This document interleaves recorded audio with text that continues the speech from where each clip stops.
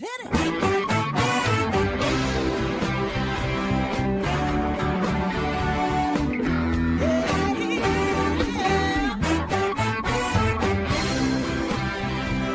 Hi, everyone, and welcome to Alzheimer Speaks Radio. I'm your host, Lori LeBay, and I'm so excited that you're joining us today. We are going to have a fascinating conversation, as usual, as we learn from people all around the world at all ages and stages of life. Stay tuned as we shift our dementia care from crisis to comfort. Here we go. What you think about, you will bring about.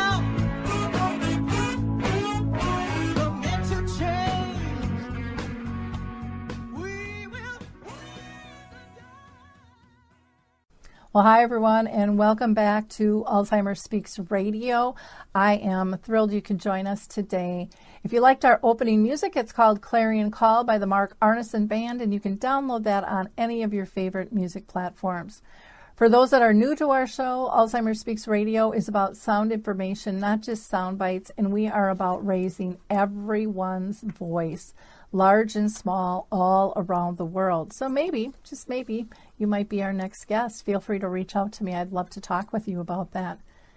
Now, I'm proud to announce that Alzheimer Speaks Radio has partnered with the Roseville Alzheimer's and Dementia Community Action Team, and we've pulled together a series called Dementia Caring and Coping During the Pandemic.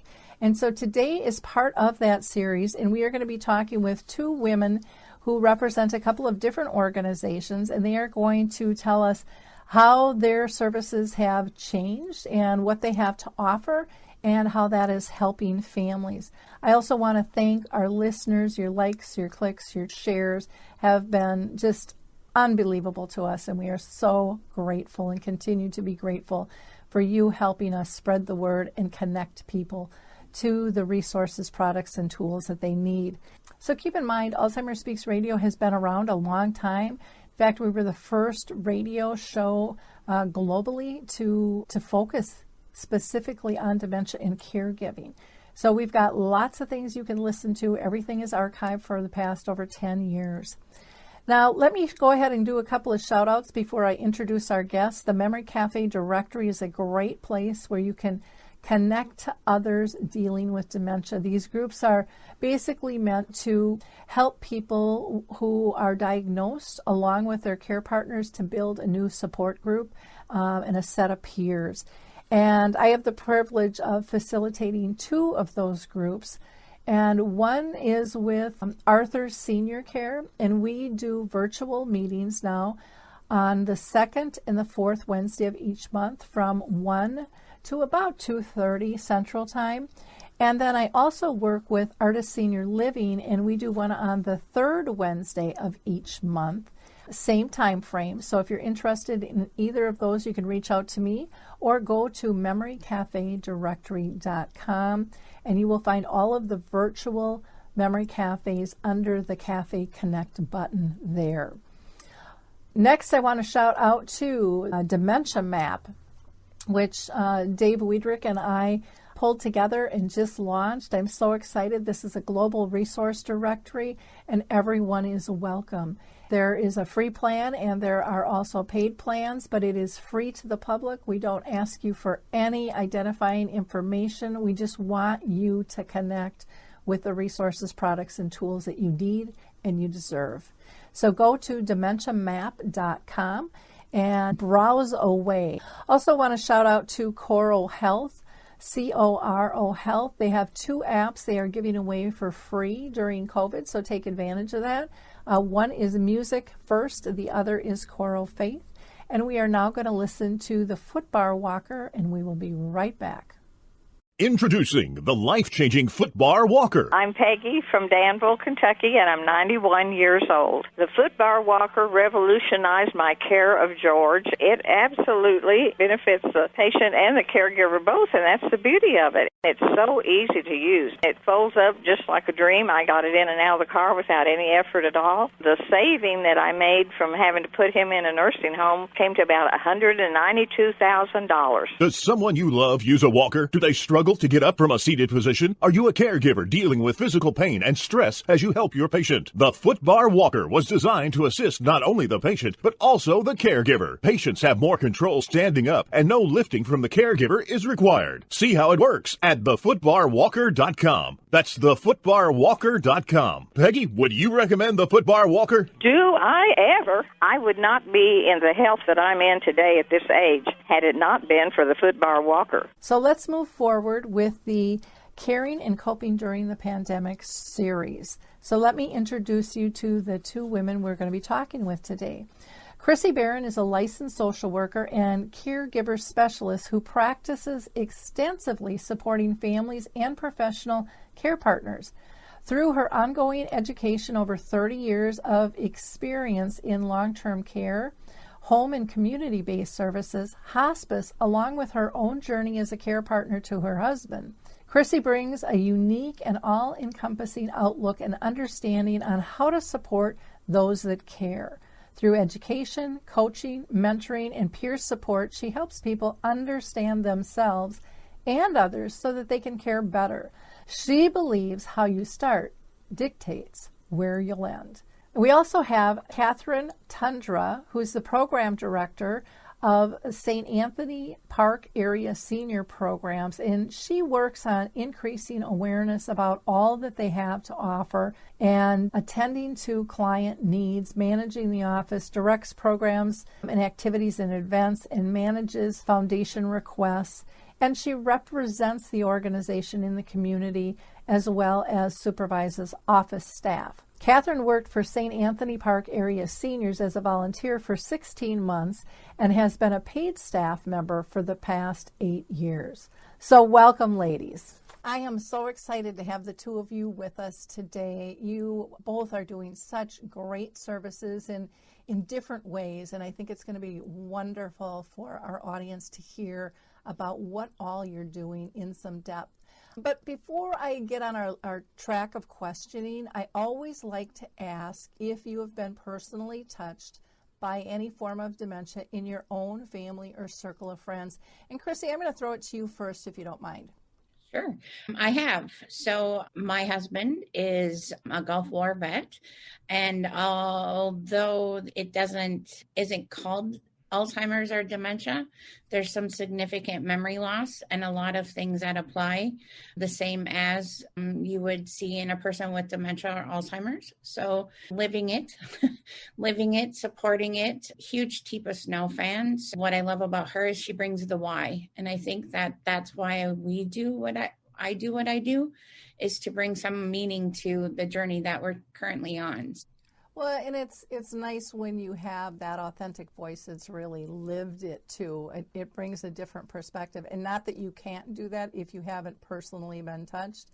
You know, it just depends on how you connect with your clients. Catherine, how about you? My father-in-law had been diagnosed with Huntington's disease in 2009. And part of what that disease brings is dementia. We saw over the last 11 years, more short-term memory loss. And one of the things that we really enjoyed doing with him was checking out the memory minder kits from the Roseville Library that the Roseville Alzheimer's and Dementia Community Action Team worked on together. And we really enjoyed using those materials with him to help spark his memories from earlier days. He did pass away in November of 2020, and until the end, we were able to talk to him and be with him and remember the good times of the old days. Wonderful. Thank you. Chrissy, I'm going to go back to you again. I want you to tell us a little bit about the mission of your organization and how it relates to caring for people with dementia. My organization is called Embrace, and I started it when I became a caregiver after a while. I'm a licensed social worker, and so I've been on people's journeys for the last 30 years. We kind of touched on it earlier in the sense that We can read all the books and we can get all the education and we can do all those things to support our caregivers. But there are a certain amount of things that until you are a caregiver that you just can't know.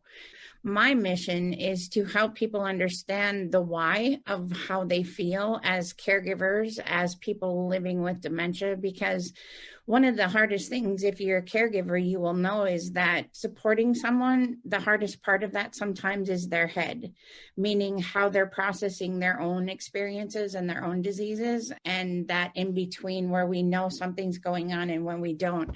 So really helping people change their stories by understanding why, and really coming from a place of peace, curiosity, and grace instead of war, judgment, and punishment.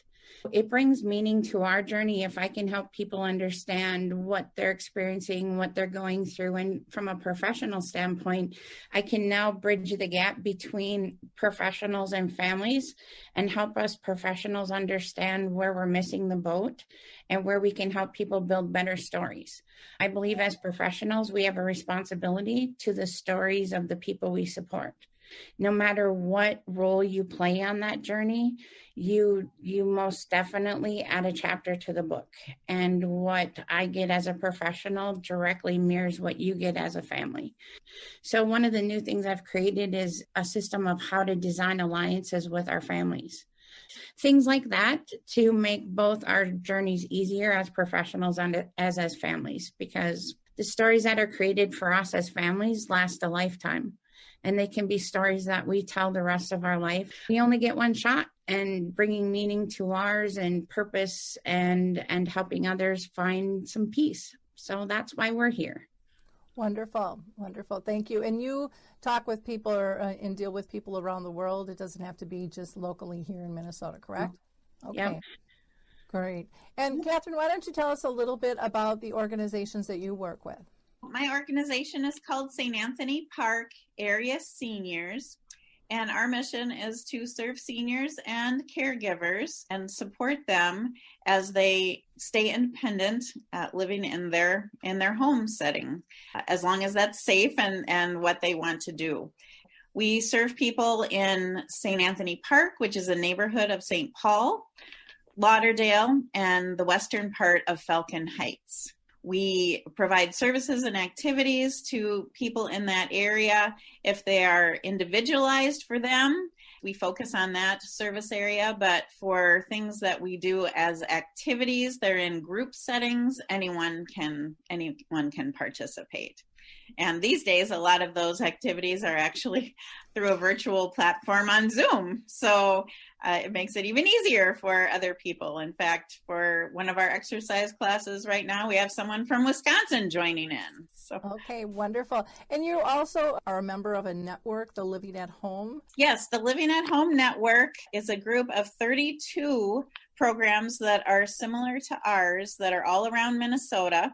12 of them are in the metro area and the rest are in greater Minnesota. We all have the same mission of trying to support seniors and caregivers in their independence, but we do that in different ways. We have some similar services, such as I think we all provide rides to medical appointments, but other activities and services that we have may change from program to program. But yes, the Living at Home Network is a big supporter and a big umbrella that we all fall under and really get support from each other that way. Wonderful. That's great. And Chrissy, I'm going to bounce this back to you again. With all the COVID-19 restrictions, it's had a huge impact on how we all live, but it's also had a huge impact on how people serve and the activities that can be offered to those with dementia and their care partners. So how has it affected you since you can kind of creep and crawl all around the world connecting with people, so you might have been a little bit more pliable in terms of the services that you offer than some? So what's interesting about that is I was not. I'm a people person. So before COVID, I would stand in front of 600 people, no problem. I would come to your facility. I would come sit at your dining room table. I would do all those things that were people-y, right? The social platform or the internet and the it wasn't my thing. But then COVID came, and it's like somebody erased my whiteboard that I forgot to write the notes down from, and I had to start all over. I mean, that's one thing about having your own business is you get to make stuff up. When I say that, it means that you have to reinvent yourself all the time. So from there, I tried to settle into this, which I have. And the benefit of that is from a professional standpoint, our professionals in healthcare fields are so busy. So if I can offer a lunch and learn and kind of say, hey, this is my designing alliances with families, for instance. We can sit down during lunch and we can have that. Nobody has to go anywhere. Nobody has to do anything. Part 2 of that is YouTube. I scoured the YouTube. I just typed in do-it-yourself caregiving. There was nothing and very, very few caregiving things. So on the internet, on YouTube, I started my channel. So I've had to really, really morph. As far as supporting individual families, I'm finding it a lot easier. And here's why. We always have to kind of plan for the meeting. You have to have people cleaning their houses and, oh my gosh, what are we going to do about this? And what are we going to do about that? And this, we can either do phone or we can do Zoom. So it takes a different experience, but it's still an amazing experience in the sense that I always say through this COVID that we may all be in the same storm, but we're not in the same boat. And I think the same applies for caregiving. And I think sometimes we can feel like we're in a dinghy, right? Like we're all by ourselves in this little dinghy. And I think by opening that opportunity up to be able to do it virtually, whether by phone or by Zoom, I think part of that is it's been normalized by society. Like this is normal now, where before it was, I don't know if we thought it was the easy way out. I don't know what we thought. We don't change until we have to sometimes. And so it's been really awesome to be able to reach more people. Yeah. So, yeah. I think that is one of the benefits that a lot of people are seeing about going virtual is it's expanded and it's exposed what they're doing so that there's more knowledge out there. Plus it's giving other organizations ideas of what is possible and what the needs are or what needs are already being met maybe in their community, and they need to pivot to do something else or partner to expand. And we look at the support groups, like how hard is it for people to get to support groups? Yep. If you are caring for someone, that's a lot of work. Yep. I don't think we realize that until we're sitting there, right? We're waiting for them to show up and we have no idea how much work that takes to do that. Exactly. Catherine, how about your organization? Well, in March, when everything shut down, everything was canceled for us too. We had to cancel all of our activities and we took a big pause on services because we didn't know, what we'd be allowed to do. Very quickly, we had a little task force with our board members. We had a little subset that met with me and we talked about, well, what can we do to alter anything so that we can still be providing services and activities. We made some really great changes to a few of our things, which took some effort, but we did, for instance, for our rides. We set up new procedures. We take a health screen the day before for the person who's the volunteer who's giving the ride and the senior who is receiving the ride, and ask them, all those COVID questions. Do they have a new cough? Do they have a new fever? All of that. We also changed what they need to do in the car. The senior needs to sit diagonally behind the driver. Everybody wears a mask. The driver needs to have the car all cleaned up. And we provided little kits of all these things, including gloves and masks, for the drivers to take on the rides. Now, of course, there weren't as many rides, but that was a really good example of how we changed a service. We also changed how we do grocery shopping. We didn't take the seniors to the store anymore. We had the opportunity to say, hey, what can we go pick up for you? So then the volunteers would get the list and go do the shopping or go just do the pickup, even the curbside pickup, and bring it back for the seniors. So those were a couple of services that we continued doing all along. And as we let people know that, then we got more volunteers who were interested in, hey, I can provide that. I can go pick up some groceries. I'd love to do that. And so that was a really, really great. We changed some of our activities, like Chrissy was just saying, the support group. Our support group moved to Zoom. I don't think we offered one in April yet, but then starting in May, we had our monthly support groups on Zoom for caregivers, and that has worked beautifully. Along with that, our program, through a grant, purchased a few iPads and hotspots that we could lend out to caregivers so that they would be able to participate. And that has been really nice to have available so that people who didn't have that connection could participate. One of the other things, we have had to change some of our activities. So now, I think I mentioned earlier that we have exercise now on Zoom. We have a Tai Chi Chuan class and a chair yoga class that we are doing on Zoom.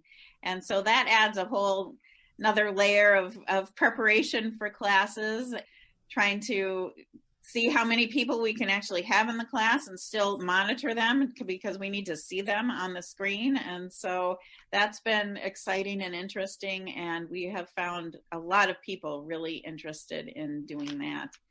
And then the final thing that I wanted to just bring up during this session is we have started a lunch bunch, which is a virtual getting together at lunchtime.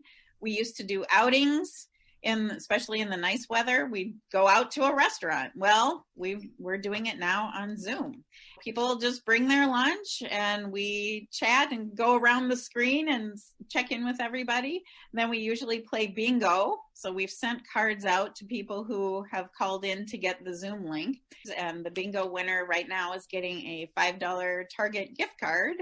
And then we share our screen at the end and usually show some kind of reflective video, or this week we showed New Year's celebrations around the world. It's just a really nice way to get people together, just talking. And of course, we're not sitting around a table together, but we're being together. We do it twice a month and anyone is welcome. All you have to do is call in to get the Zoom link. It's a really nice way to try and stay connected in these times.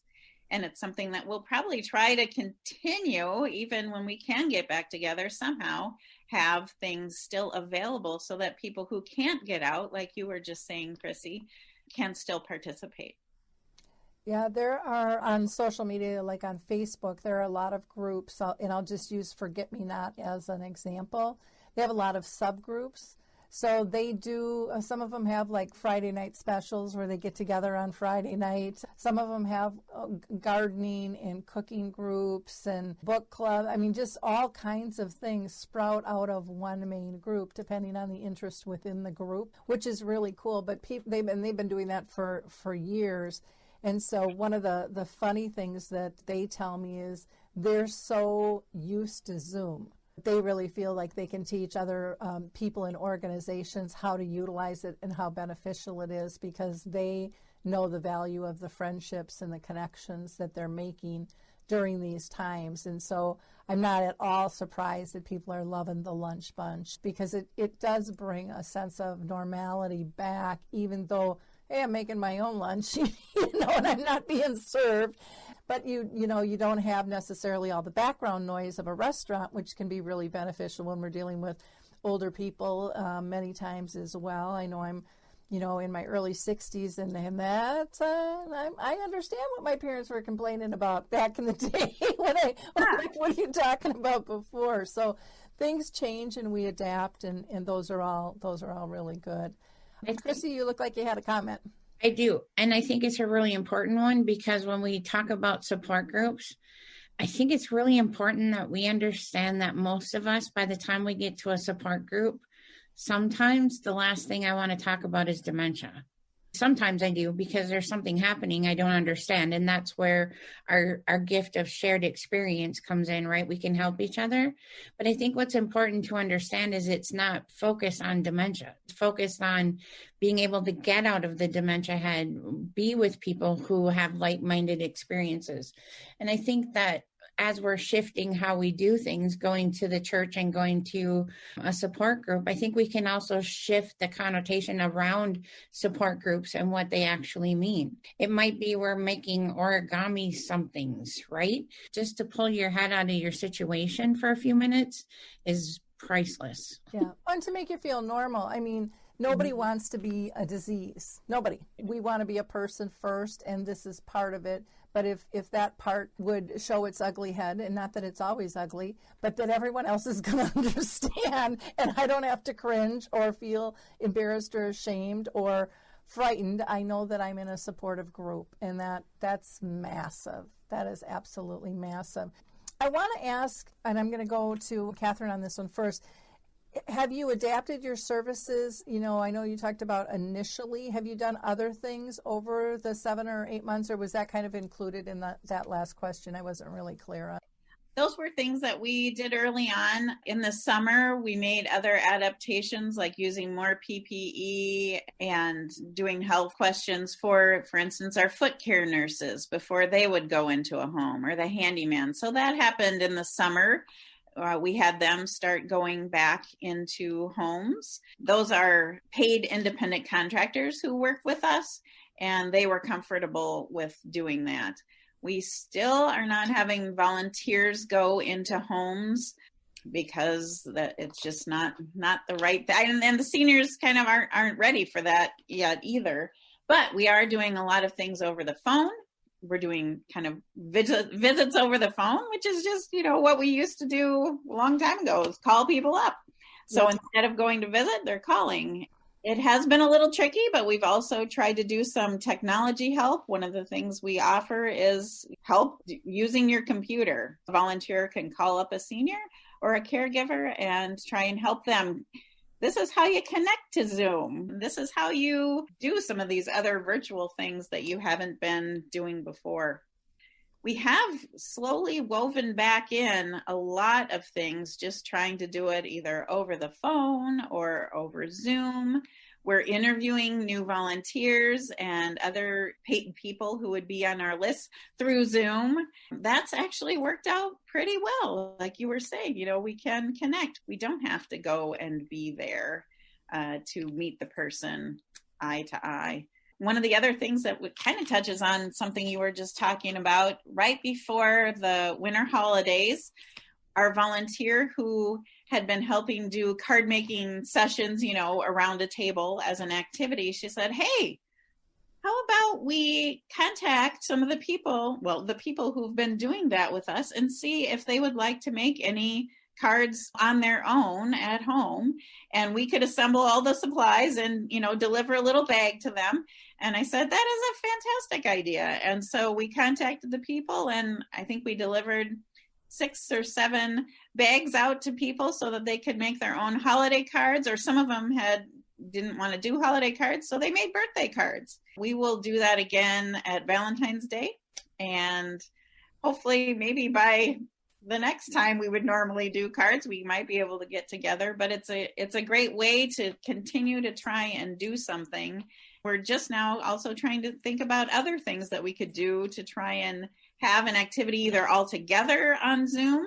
I brought up at our office when we were talking about things that we did over the holidays, my family made gingerbread houses all over the country. We all got together on Zoom, and we're making our gingerbread houses together and talking and laughing. And we had a little voting and contest afterwards. And one of my coworkers said, hey, do you think that we could do something like that, have an activity over Zoom where we're all doing something together? And so I'm exploring that now, what it would be, how we'd get whatever we're going to make together and get it distributed out to seniors and caregivers. It's a really good thing for pairs of people to do together too. And that has been really a fun thing to think about. Okay, great. Chrissy, how about you? Have you done, you mentioned a lot of ways that you made changes. Was there anything from when you originally started to now? You talked about a new product and and things like that, and really getting Zoomified in your business dealings. Anything else that you want to add on that? So yes, Zoom. I also developed this thing called the to-be list, because we all have our to-do list. And part of, I think, when we say you have to take care of yourself, I have a reaction to that when people say that to me, because it somewhat irritates me in the sense that what exactly does that mean? So I've spent a lot of time trying to figure out what that means. We can go take care of our core and our foundation by eating green things and exercising and doing all those things. And those are super important, but they don't do much to help me when I come back home and I enter the same storm I left. I've been trying to figure out, and have now figured out, some of the tools that I can help us be more proactive in how we react to things, how we see things, the story that we tell ourselves. The to-be list really helps us kind of prepare. It actually helps us understand, like taking a picture of your whole situation, if you will. So let's say I have caregiving, I have finances, I have family, I have whatever, okay? So each of us have containers of life. So the to-be list takes a look at the containers and kind of scales them out. So what's going really okay? Finances, I got money in the bank, we have food in the cupboard, nothing's bouncing, everybody's happy. So I can find peace and comfort and not have to do that. This caregiving thing, particularly in my house these last couple of weeks, which has been really hard. And one of the most important things that I've learned in the last couple of weeks is it's not about being lazy. We always think we should do more, right? And I'm going to change that, and I'm going to say, we can, but do we have the capacity? It's really taking a look at, do you have the capacity to do more? Because we are doing all the time as caregivers. And when we sit down to do something for ourselves, there's some kind of story that happens in our head that we should be doing something else. Really, the to-be list has helped me take and help you come from more of a thinking brain instead of an emotional brain. So for instance, let's say we have to go to the doctor, and I'm really super scared about that. So when I do my to-do list, we have to go to the doctor. How I need to show up right there is I need to be brave. What is the story I tell myself before I even get there? So if I can set myself up and Jeff up for more success before we even get into our day, I then have some capacity to know that this is going to be the hard stuff, but my peace is over here, right? Okay. This is where I can find my peace and quiet. I've learned a lot about the best way to take care of ourselves is the story we tell ourselves. Okay. Because that will send us into a tailspin faster than anything. So you can find the to-be list video on my YouTube channel at Chrissy Barron. Wonderful. Thank you. Catherine? I just had one other thing that I wanted to mention. We did have a poetry class on Zoom this fall, which was really fun and spearheaded and taught by actually one of our board members who used to be an English teacher. We brought in new people to our program who had never done anything with St. Anthony Park area seniors before, and they really enjoyed it. In fact, they enjoyed it so much that it was supposed to be a 5-week or 6-week class, and they extended it another 3 weeks because they really wanted to continue. Oh, cool. That is wonderful. Next, I want to talk about what kinds of things you've heard from families. And Catherine, maybe before I have you answer this one, maybe we should show that video, because you were getting so many people requesting, what do you do, and so forth, that might be helpful. To talk more about what our program's been doing during the pandemic, we were asked by a funder to show what we've been doing. Here is a few-minute video that talks about St. Anthony Park area seniors in the pandemic. COVID-19 has thrown everyone for a loop. In the pandemic's early stages, St. Anthony Park area seniors canceled its in-person activities and many of its home visits. We revised our schedule so that only one staff member at a time was in the office. We moved board and committee meetings online. Subsequently, in accordance with guidelines from the state of Minnesota and the Centers for Disease Control and Prevention, we have resumed some activities and services, revising our practices, protocols, and delivery methods to enable us to continue fulfilling our mission, to enrich the lives of community seniors and provide assistance in maintaining independence and interdependence through professionals and volunteers providing at-home living assistance, wellness activities, nursing care, and caregiver support. We are providing rides for non-COVID-19 medical visits. Drivers are given car cleaning kits and follow new protocols, including masks and wellness screens. We have resumed foot care visits, with nurses wearing additional personal protective equipment and following stricter standards set forth by the American Foot Care Nurses Association. We have resumed our handyman services with stricter protocols, including additional PPE. We began calling seniors we have served in the last year or so to see how they're doing and whether we can help them with anything. We're doing more grocery shopping and delivering for seniors. We created virtual versions of 2 of our exercise classes, chair yoga, and Tai Chi Chuan, moving for better balance, offered through Juniper. We began hosting the Lunch Bunch, a virtual lunch gathering on alternate Wednesdays. During that hour, we check in with seniors, play online bingo, and watch a relaxing video. We moved our caregiver support group to Zoom. We started a 6-week Zoom poetry class.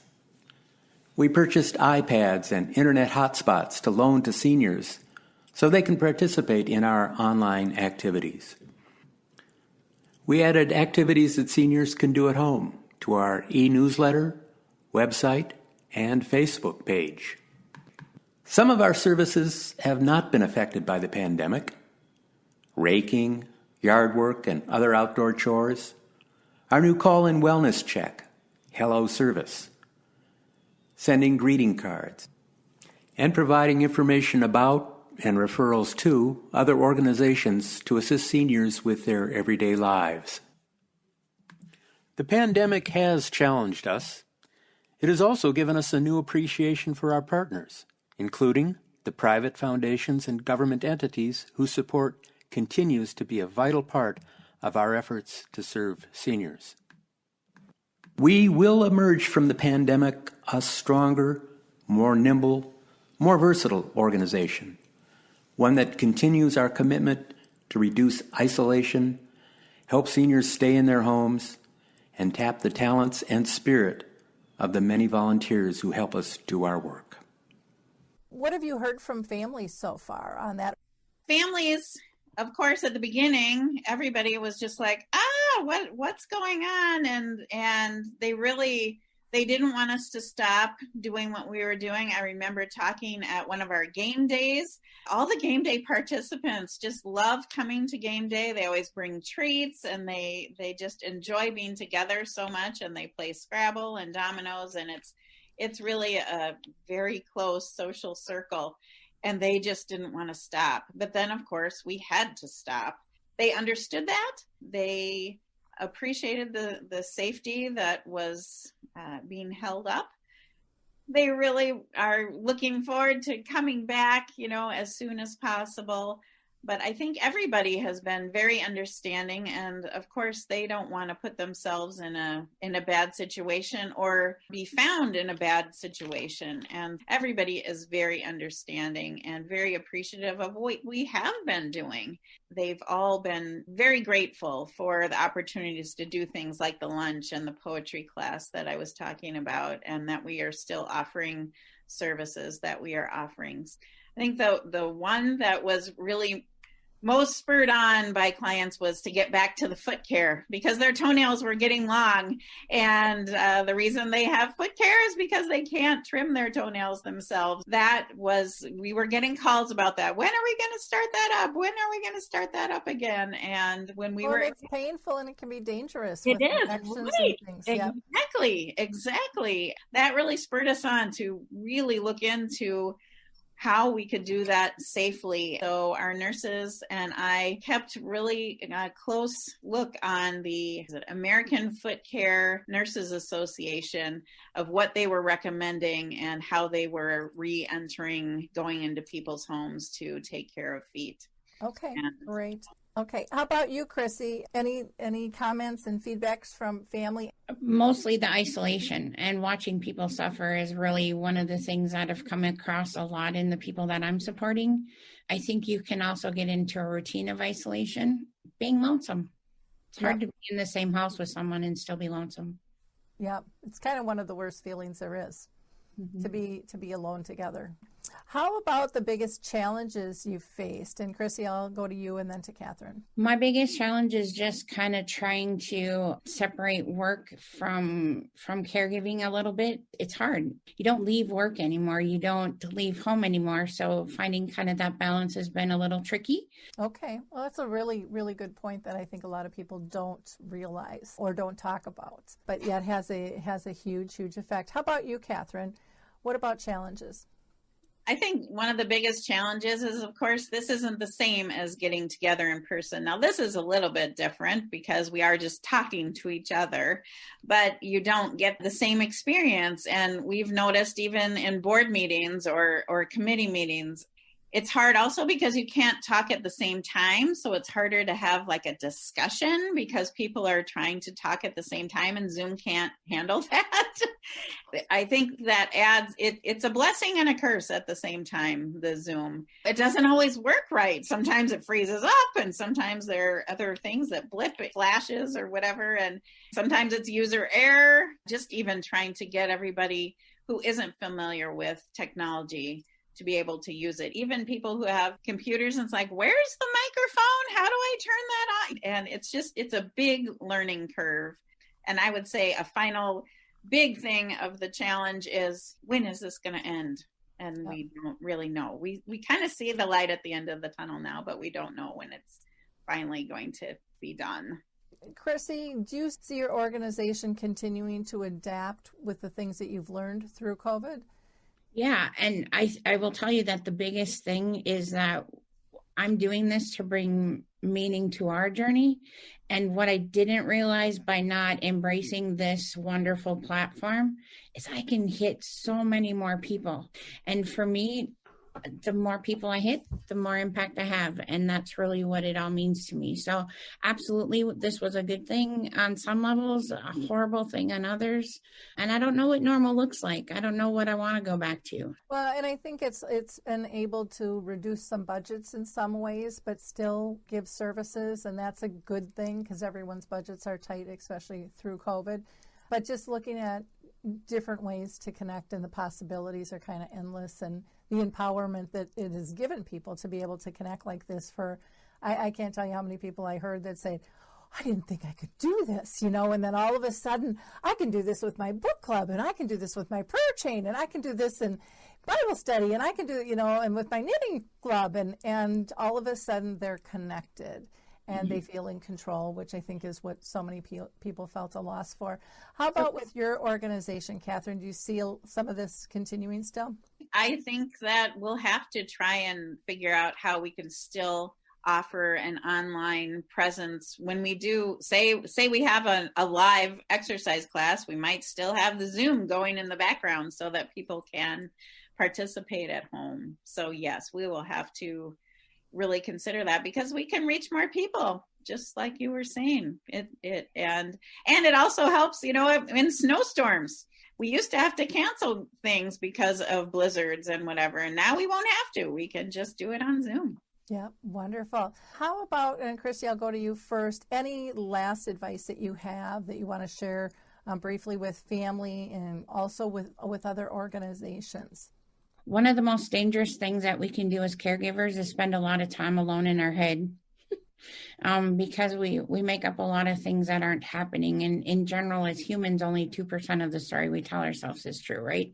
So I would say that if you feel like you're in a bed spin, and you need to put your foot on the floor, you can't get that bed to stop spinning, then look up somebody like Catherine in the support services, or someone like me who is there for simply peer mentoring, coaching, peer support. It's cost effective and you don't have to leave the house. If you're having bad stories, you're spending too much time in your head. Okay, good advice. Catherine, how about you? I would just say something that I had written down for this last part is just to try and boost your resilience to things. I learned a new tool that I wanted to share from the Minnesota Gerontological Society's webinar that I recently watched. And so it listed these few things: practice gratitude, be active, take notice, keep learning, give to others, and connect. I thought those were just lovely, and I've been putting them in my, email messages and e-newsletter and out on the Facebook, because I just think they're lovely things to remember, and you can do all of these things from home. Wonderful. Now, to reach these ladies, you can get a hold of Chrissy by going to her website, embracingjourneys.com, or Chrissy, Krisie, at embracingjourneys.com is her email. And phone is 320-360-4724. And then for Catherine, you can reach her through the website, which is www.sapaseniors.org. So that's St. Anthony Park Area Seniors. Or her email is office@sapaseniors.org. And the phone number there is 651-642-9052. Thank you both for your time, your energy, your brilliance, your services. Thank you. Thank you. It's time to rethink, renew, and reimagine retirement. Hey everybody, Jared Sebesta here, host of Retire Repurposed. Now, this podcast is about the non-financial parts of retirement, which many times can be even more challenging than the financial. We believe retirement is not the end, rather the beginning of what could be the most impactful, purposeful, and fulfilling season of a person's life. So don't retire, become repurposed. To listen now, search Retire Repurposed on your favorite podcast platform, Senior Resource, or Life Audio.